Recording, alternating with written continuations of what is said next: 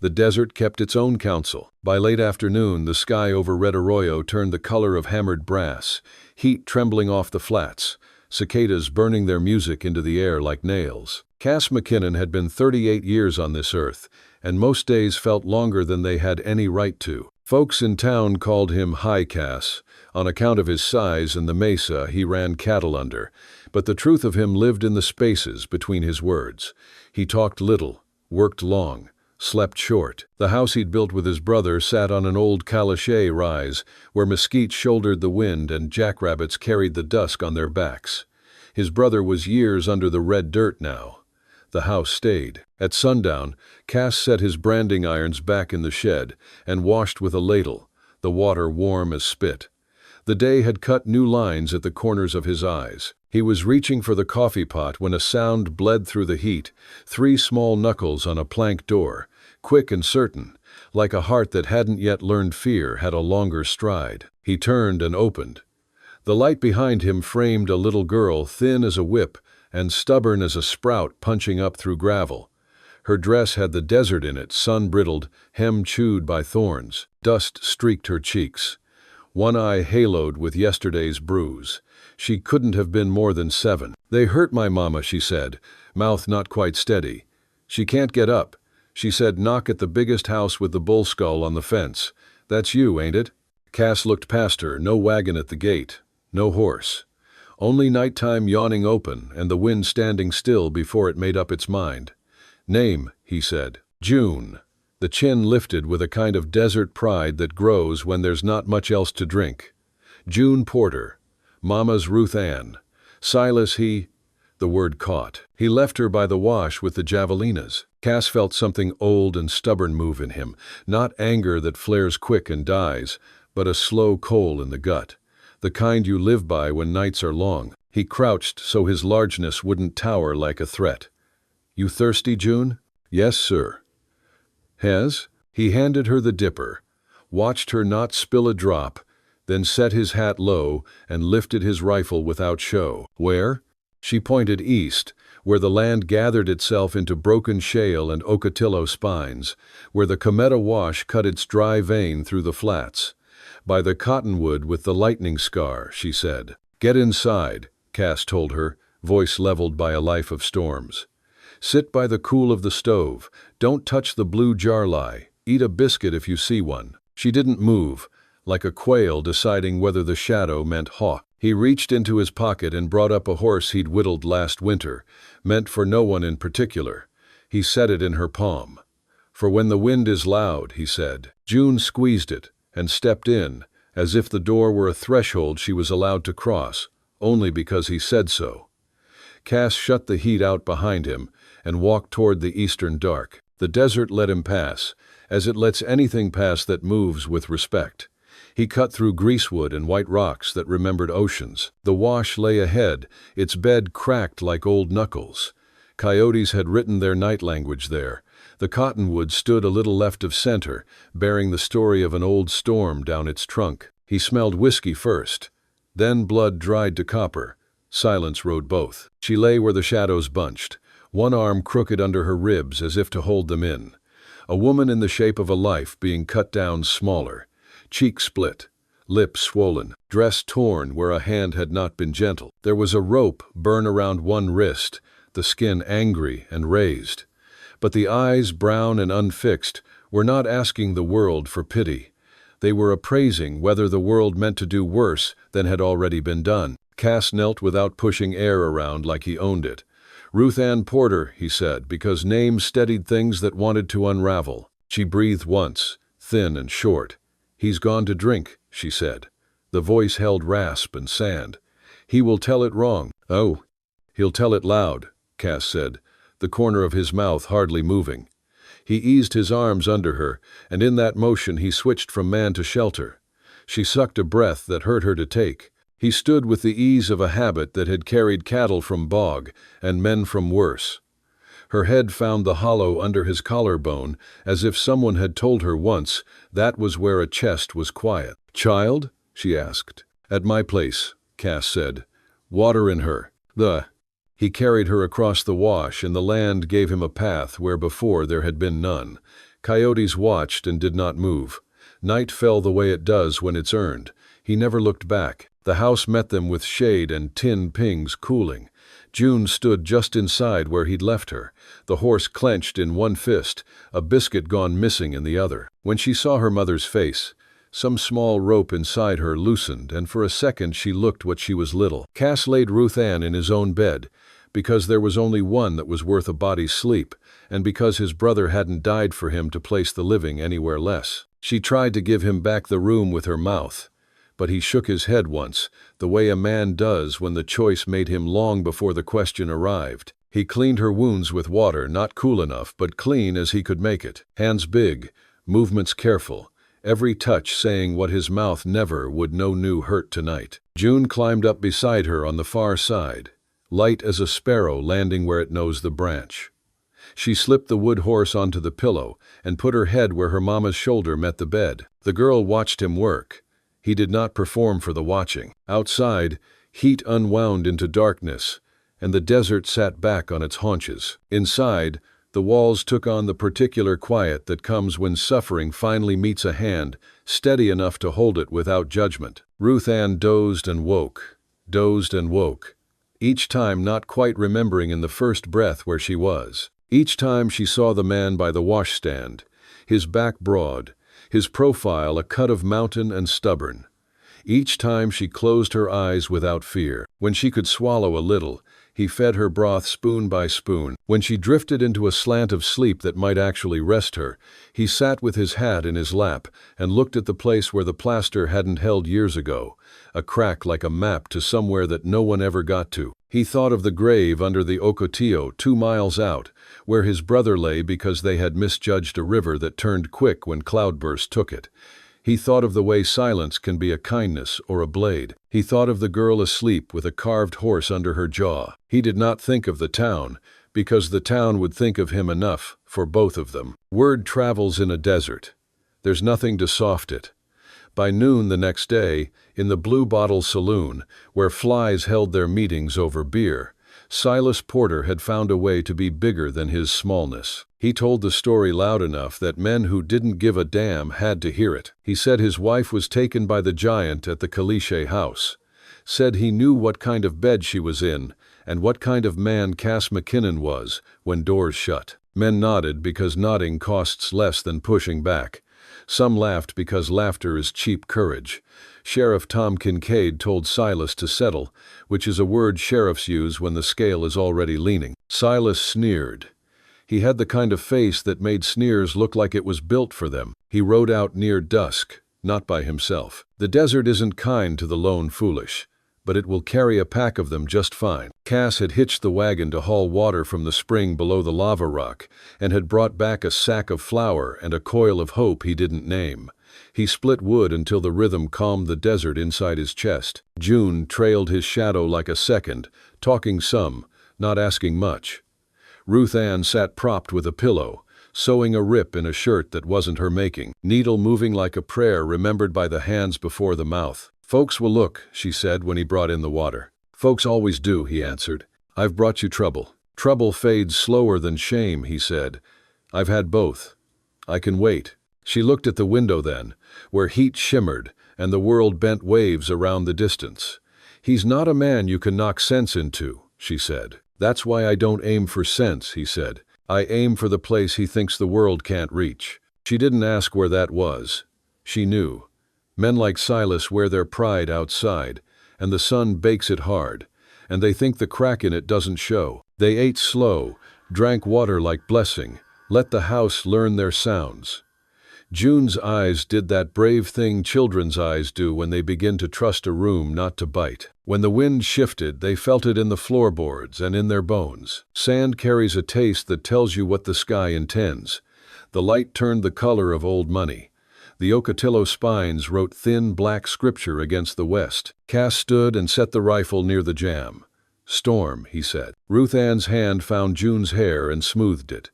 The girl's knuckles still held the horse. "He'll come anyway," she said without question. "Maybe," Cass said. He had learned the kind of maybe that doesn't waste breath on hope. The dust came like a memory the land had been dying to tell. A low sound, a long approach, then the horizon went from line to wall. The house sighed and settled, as if deciding which bones to keep from breaking. The cattle nosed into the lee of the rock and turned their rumps to the wind. The air inside the room took on the taste of tin. Then the other sound, hooves through grit, a saddle leather creak too sure of itself, laughter that didn't carry joy so much as the need to drown something. Cass didn't go for the rifle. Not first.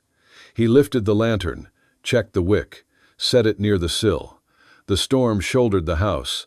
The first fist hit the door. "McKinnon," Silas called, voice big as it could get on a little man. "You got what's mine. You've taken what ain't yours." He laughed at his own sentence, like it balanced. June went still as poor light. Ruth Ann's mouth thinned, and the hurt in her eyes shifted into a kind of quiet steel. She stood, swayed, then set a hand to the wall and didn't fall. "Don't you go," she said, looking at Cass, but the words were thinner than the wind. He touched the doorframe with his fingers like a horseman does the neck of a mare before he mounts. He opened the door into the storm. Dust stepped in first, hot and blind. Silas sat his sorrel like a man certain the saddle was all that made him taller. Two others flanked him, men who liked being near meanness because it meant they didn't have to choose their own. "You bring her out," Silas said. "Hat pinned with a Bible pin it hadn't earned. Or I burn out your walls and count your bones." Cass set the lantern on the stoop where the wind might knock it, but where its light would make men honest. He stepped out, closed the door behind him with the soft click of a promise. The dust ran over his shoulders and jumped off like it had burned its feet. He didn't raise his voice. He didn't have to. The storm would carry it or silence it, either was fine. "She isn't yours to break," he said. Silas smiled like a coyote that didn't know its own ribs. "You think you know what marriage is, giant?" He slurred the last word a little where whiskey had rounded an edge that ought to have stayed sharp. Cass did not answer. Silence is a tool in the hands of a man who's used to hearing it. Silas swung down. He came on quick and messy, dust in his teeth, arms wide like a man, meaning to make the whole world a shove. Cass met him with the patience of a man who has moved stones for fence and knows there is no point rushing weight. He caught the first swing on his shoulder and the next with the heel of his hand and put Silas back on his heels without looking like he was trying to. The other two came because cowards like to be even numbers. Cass didn't swing generous. He placed his fists like posts. Each found earth. When one man clutched his ribs and wheezed, the storm took his breath and didn't give it back right away. Silas fought like shame was snapping at his calves.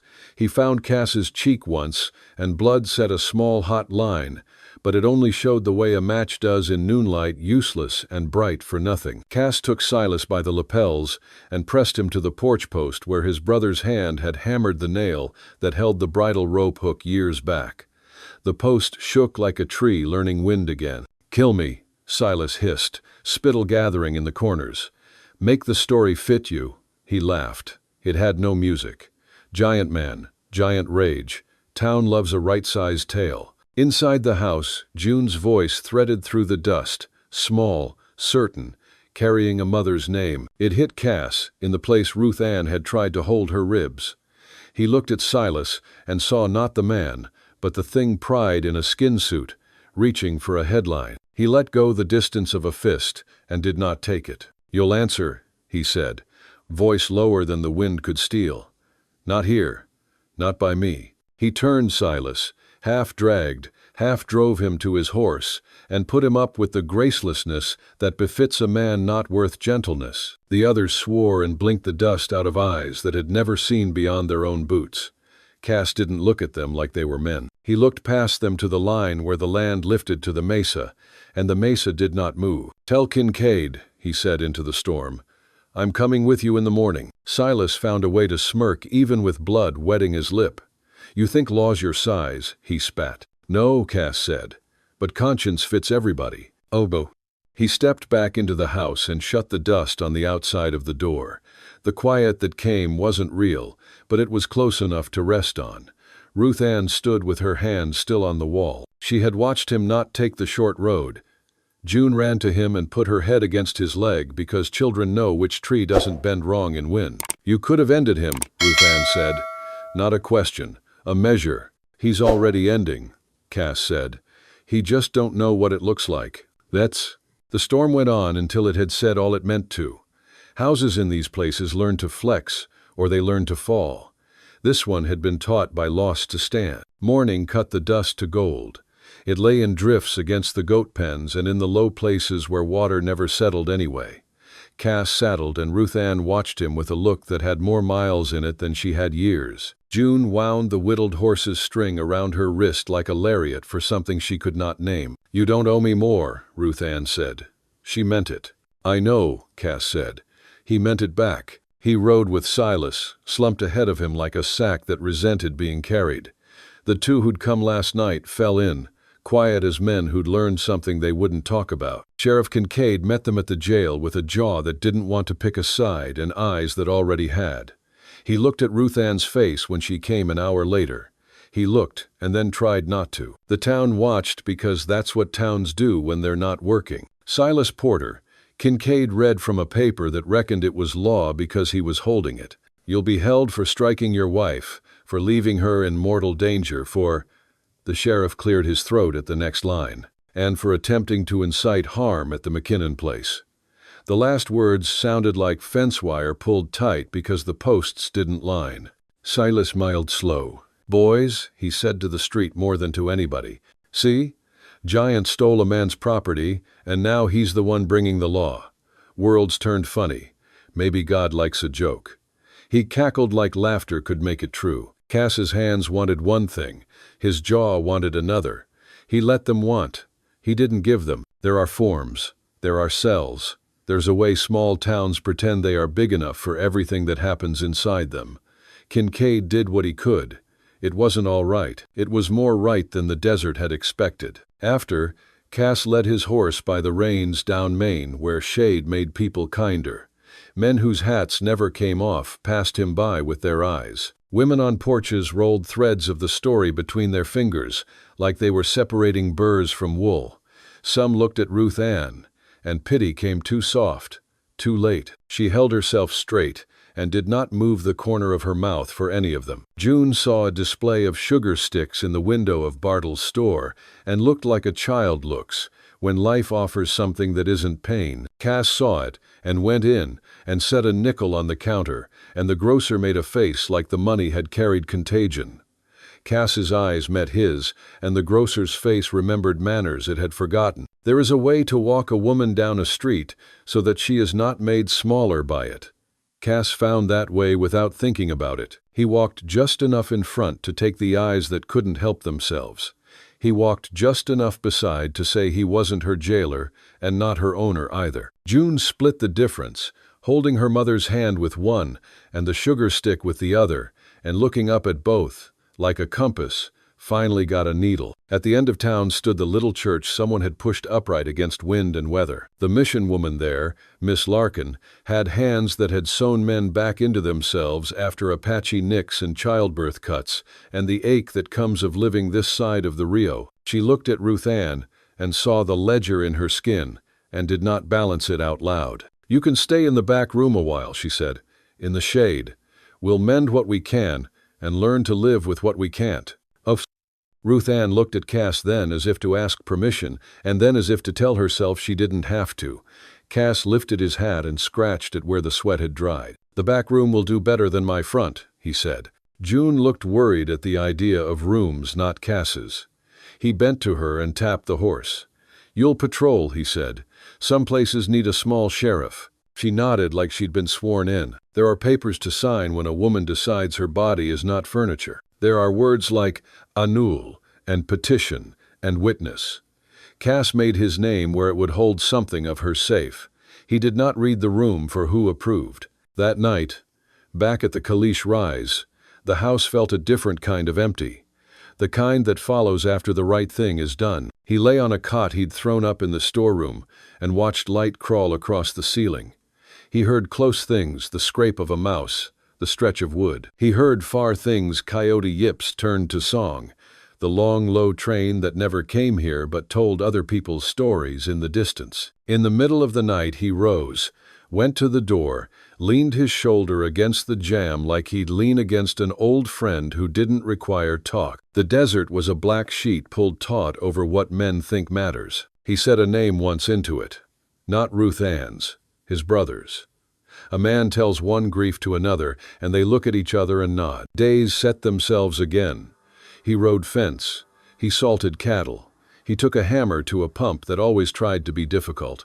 In town, Ruth Ann helped Miss Larkin with whatever needed hands. June learned to carry water without spilling it and to sweep toward the door, not away. Sometimes they stood on the mission steps in late day, and Cass came by with supplies he said the mission was short on because the mission is always short on something. He left them on the bench and tipped his hat and went. Sometimes Ruth Ann said "Mister" for him, and sometimes she said nothing, which was more. Tongues went on wagging until they got tired. The desert wore them down, same as it wears everything else. Silas Porter stayed 2 weeks in a cell and came out with eyes that said the lesson was not the one the sheriff had hoped for. Men who count their worth by who fears them don't come out gentled by bars. He found a different bar. This one sold whiskey that made anger feel like a plan. Miss Larkin said a thing in a quiet parlor. "He'll try to make you small again." Ruth Ann nodded like a soldier. Cass felt it in the air the way he had felt the dust storm. It starts as a thought at the edges. Vultures turn a circle farther out than chance. He added a latch to the mission's back door. He took a late ride around town that didn't look like a ride around town. He breathed like a man who's thinking ahead and praying backward. It came on a Wednesday that hadn't decided to be anything. Sun honest, wind lazy. Cass had just set a sack of flour by Miss Larkin's bench. June ran out with the horse in one hand and the other, holding a drawing of 3 lines and a circle that had meant something to her that day. Ruth Ann came to the doorway with a smile that tried to be small and could not. The day had forgiven itself. Then a sound, the particular clatter of a man who wants attention and brings a gun to ask for it. Silas Porter stepped from between 2 buildings like a snake, convinced the world needed to see it. He had whiskey in him and a righteousness that always came with it. His hat sat wrong. Some men you can tell by the way their hats sit. "You," he pointed, and that word meant too many things. At Ruth Ann, at June. At the idea of his own story flattened. "You come back now," he said to Ruth Ann, "and I will let the God part of me forgive what you done." He said it like kindness was a favor he might extend if the price pleased him. Miss Larkin moved to stand in a place that said women make walls even without wood, but Silas's gun moved like a mouth. June pressed herself into Ruth Ann's skirt, and Cass saw the way the small fist whitened around the horse. He stepped in front with a quiet that made the space against the door a canyon. He did not draw. He did not touch the gun. He looked at Silas, and the looking made Silas flinch the way noon makes a drunk blink. "This, the place you want to do your talking?" Cass asked. His voice found the church bell and came back steady. Silas took a step. The muzzle came up. Sheriff Kincaid was somewhere else, as sheriffs often are when a moment asks men who they are. The town held its breath with its back turned, which is another way of watching. "Move," Silas said, and meant the world. "No," Cass said, and meant only himself. The gun came level. Ruth Ann made a sound without volume. June did not cry out, because some children are born into wars, small enough to fit in houses. Cass saw the movement in Silas's wrist that said the bullet might go anywhere. He didn't think. The body remembers what the mind decided in other rooms. He stepped through Silas's aim and took him high at the shoulder, and the gun fired wild into heaven, where God has learned to duck. They went down in a knot of dust and hate and long habit. Cass found the gun wrist, and turned it, and heard a crack that meant the gun would not be held that way for a while. Silas screamed the language of a boy who never learned a better one. The gun fell, and Miss Larkin's foot found it, and sent it beneath the mission steps like a snake that had to go back to its hole. Silas swung with his left and found Cass's ear, and a warm thread ran down into the collar. Cass put his forearm at Silas's throat and held him there until the rage kicked itself out like a horse making a last try. He did not choke him. He pinned him to a plain day. "Look," Cass said low, not to Silas but to the small crowd that had gotten brave enough to glance. "Look at what he is with his gun gone." The town did, briefly. You have to make a town see. It won't do it by itself. Kincaid came then, breathing like he'd had to run uphill. He saw the shape of the thing and put his hand on the right side of it. "Silas Porter," he said, and the words were getting practice now.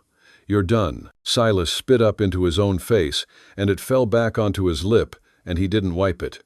He looked at Ruth Ann and tried a smile that had hurt all around it. "You'll starve without me," he said. Ruth Ann stood with her hands at her sides and her chin even. "I already did," she said. The words didn't ring. They settled. Kincaid hauled Silas up with help that didn't want to touch him. The cell door closed for a longer time. Cass picked the gun up from where Miss Larkin had towed it and broke it and emptied it and put the pieces on the sheriff's desk without speech. He washed his ear in Miss Larkin's basin while June watched like this was what mornings were. Ruth Ann brought a cloth. He took it and didn't flinch when she touched the edge of a cut. Their eyes met once like a graze, not a wound. "What now?" she asked. "Now," he said. "You live." The word had no poetry. It didn't need any. Week followed week like tracks going forward, because there is nowhere else they can go. The mission had its own clock. Ruth Ann grew color under the skin again, the kind that comes from sleep, not stolen. June found a way to laugh for no reason. Cass worked quiet. Didn't come by every day because salvation done right doesn't hover. When he did, he left things on the bench that no one asked payment for: a sack of beans, a roll of calico, a tin of coffee that made morning not a duty but a mercy. He fixed the mission's pump. The handle moved smooth after his hand remembered how. He sanded a splinter from the pew that had caught men's coats for 10 years, and no one had cared to fix it. He didn't ask Ruth Ann for anything that smelled like future. He stood in doorways. He tipped his hat. He looked at June the way a man looks at a sunrise he didn't expect to see, grateful and not greedy. Summer leaned hard. The desert baked stories into brief, hard lines. Then a day came when the youngest of Cass's heifers took a bad cut from a rock, and the blood wouldn't stop. He tied it off with a strip of his own shirt and told the cow she was stubborn like the rest of them, and the cow flicked a fly and said she knew. He worked until the light failed, then rode into town, dusted head to heel. He found the mission yard empty in the late glow. The back door stood open to a room that had learned new silhouettes. On the table lay a folded parcel wrapped in flour sack cloth, tied careful with the kind of knot you don't learn from men. Inside, he found his shirt mended where she'd stitched it true, found a scrap of paper with a line in a hand that wanted to write like it could trust. "Thank you for the way you stood between our." He closed his hand around that paper like it might fly, and he didn't want to chase it across the desert. He stepped out and saw them then, Ruth Ann and June at the pump, water running clean into the bucket, the girl setting her mouth to the stream because that is what joy asks for. Ruth Ann's laugh was small, and not trying to convince anyone of anything. He watched long enough to make a picture that could last. She turned and saw him, and for the first time there was something in her face that wasn't survival. It wasn't gratitude either. It was a quiet that answered his. The kind two people bring to a place and set down together without a word. If this were a different kind of country, that might have been the whole of it. But deserts pare down everything, even wishes. In August, a letter came from a sister Ruth Ann had in Las Cruces, a woman who had married a farrier and had a yard with 3 cottonwoods that remembered rain. It said there was a place for a mother and a child. It said the train to Mesilla ran on Tuesdays and Fridays if the money did what money is supposed to do. Miss Larkin folded the letter with fingers that knew this day would arrive. Ruth Ann held the paper like it might ask her to choose between breath and breath. June stared at the word Mesilla like it was a hill she might run down. Cass came by, and Miss Larkin left them in the shade that lay thin as a scarf over the stoop. They sat on the bench because benches are where decisions get their shoes on. "I can't pay you for what you've done," Ruth Ann said. She was not crying. She was not trying not to. "I didn't put a price on it," Cass said. "If I stay, the town will wear me like a bruise on you." She said it like the weather fact, not drama. "If you go," he said, "the open between sun up and sun down gets wider." They didn't look at each other long. Desert folk learned to be careful with direct light. June chased a lizard along the wall and whispered to it about a far place with 3 trees. She took the horse in hand and made it gallop across the bench, as if to say some things travel if you help them. "You saved me twice," Ruth Ann said at last. "Once from a man, once from a story." He shook his head. "You stood up by yourself. I only stood outside so you had room." She nodded, and the nod had gratitude in it, and respect in it, and something that might have grown into a different word if the land had been kinder. "There's a coach Friday," Miss Larkin said from the doorway. She had the look of a woman who sets bread in an oven and trusts it will rise if left alone. Friday came with a sky white as bone. The stage rumbled dust and apology. Cass stood with their bundle and June's small satchel that had a ribbon in it and a rock she liked the look of. Ruth Ann wore the dress Miss Larkin had unpicked and resewn until it looked like dignity again. The bruise under the skin would not show where the sun could see it. Folks watched from behind curtains because that is apparently a good way to watch. Sheriff Kincaid tipped his hat with a face that said he might be learning the difference between law and right. Cass lifted June to the coach step, and she turned and wrapped her arms around his neck in a way that told him he would remember the weight of it longer than he would remember anything she might ever say. He set her down careful, as if bones were glass. He handed the satchel up, and the driver took it with the rough tenderness. Men learn when they handle lives more often than cargo. Ruth Ann stood very near and very far. She looked up once, as if the desert had a ceiling with an answer on it. She faced him then. If she had a speech, she put it away. "You could ask me to stay," she said quietly. "I won't," he said. "It cost something to say it, and he paid." "Why?" "Because you deserve to choose without owing." The line at the corner of her mouth softened. "You deserve somebody choosing you," he almost smiled. "Desert's done a good job of that. It chose me long before I knew I had a say." "Lee." She reached up and put her palm briefly against his cheek where the scar from Silas's ring had healed thin. It was not a caress. It was a benediction, a way of saying, "I see the man you became on the nights nobody watched." She stepped into the coach then, and June slid over and made a space like children do when they still believe spaces can be made. The door shut. The driver clucked to the team. The wheels moved. Dust rose and hung. And in that dust the image of a man and a woman and a child took longer than the coach to leave. Cass stood, as if staying were a job. He did not lift his hand. He had never been the waving kind. When the coach turned beyond the livery and was gone, the street closed around the absence. He walked to his horse and put his hand where the withers meet the neck, the place animals like to know you remembered. He swung up. He rode out toward the Kalish rise. He did not turn around. Evenings got quiet again, but not the old kind. Silence can be a shroud or a quilt. This one covered without suffocating. He cooked when he remembered. He drank coffee that had been made with purpose. He fixed the hinge on the shed door that had an off-kilter squeal. He wrote a letter he wouldn't send to a sister in Masilla he didn't know, telling her that the girl liked ribbon and rocks and the horse that could patrol a mission yard, that the mother liked the edges of things to be squared and the truth not to be a knife unless it needed to. He put the letter in a drawer because a man doesn't send everything he writes. The desert settled back into the man-shaped place it had made. It looked different from the inside. Once, months on, a dust devil spun itself into being across the wash and flared out like a spirit that had remembered something and then forgotten. Cass watched it and said out loud, "She's safe." It wasn't a question. He rode to the little rise where his brother lay and sat with his hat off and the sun honest. He told the stone nothing. He told the wind everything. In the next town over, someone asked Sheriff Kincaid why the giant up north didn't marry. Kincaid said, "He's already promised," and didn't explain what to. Maybe the mesa, maybe his own word, maybe to the idea that a man could carry somebody as far as the safe place and set them down without claiming credit, and that this counted more than gold. When the first rain in too long ghosted the desert, the smell lifted from the ground and hung like recollection. Cass stood in the doorway and let it move through him. He thought of a girl with a carved horse and a woman who stitched truth into old cloth. He thought of a coach turning where the street gives up and the errand of the heart keeps going. He slept long that night. He woke before dawn anyway. Men like him don't change clocks.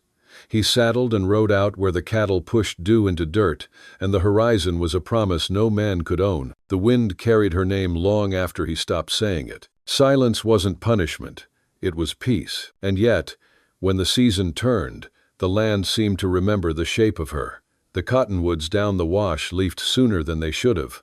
The sand verbena bloomed in places that had been hardpan for years. Cass noticed and didn't call it meaning, but he noticed all the same. He kept his chores, same as before, fixing a gate that didn't ask for fixing, tightening wire that would have held another year. At night he'd sit on the porch, coffee cooling, the sky opening wide enough to swallow any man's regret. Coyotes sang in the low country, and sometimes their voices braided into something soft, something almost like laughter. Once, he found a scrap of blue ribbon caught on a mesquite thorn. Could have been anyone's, but the way it fluttered, gentle, determined, made him stop. He untangled it, rolled it between his fingers, then tied it to the bridle ring on his saddle horn. It stayed there, fading to the same color as sky just before dawn.